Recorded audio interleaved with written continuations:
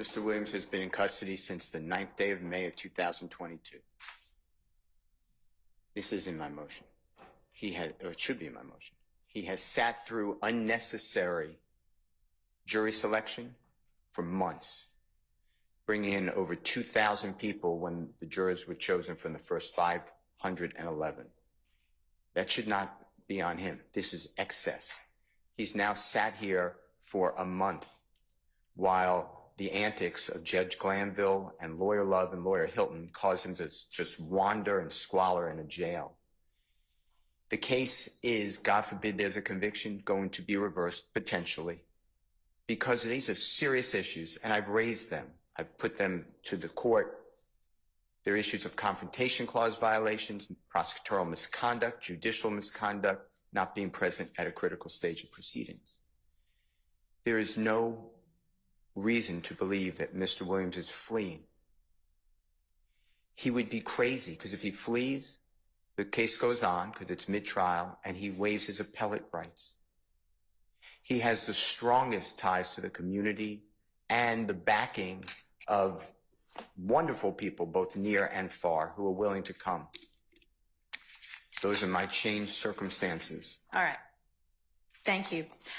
I do not, they are changed circumstances from, yes, things happened after the bond was decided to begin with. I don't know how I would have decided the bond originally. That's not before me. Those are not the kind of changed circumstances that speak to the Ayala factors, and so I'm not going to reconsider the bond. Well, let me ask one more then. There is a judge who joined the prosecution team. He said, we need a witness's testimony. He encouraged the witness, more than encouraged, to testify against Mr. Williams. I think that should come anew to the court. All right. Well, that may or may not be a substantive error in these trial proceedings. I've got that under advisement right now, but that also would not be an Ayala type change circumstance. Okay. So I appreciate you presenting this to me, but I'm not going to reconsider bond. Okay. Even though potentially it was not done by a fair tribunal. All right.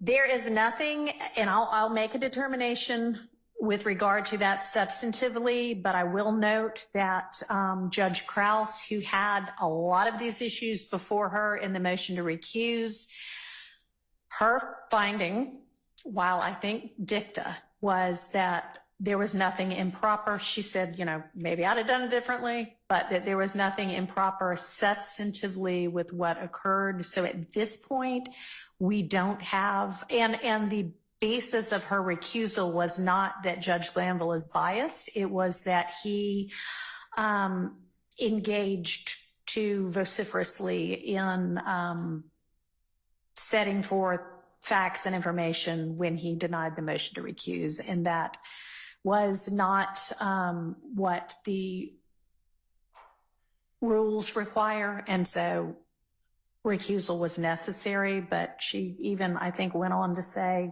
but even with that, I think he could have continued on unbiased. It's dicta, but right now, that is your position in the litigation. It's not a factual finding. It's substantively before me.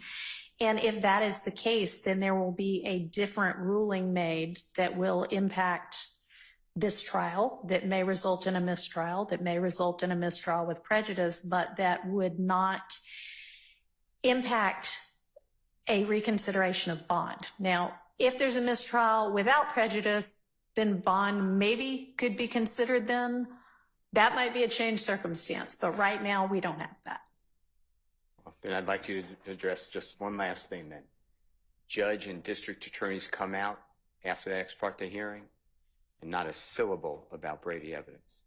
It all should have been spilled right then. That's an ongoing concern. So my point is, you have the same judge denying bond, the same judge hiding Brady evidence. So I'd like you to consider that. All right. Thank you. I understand. It's not an appropriate consideration.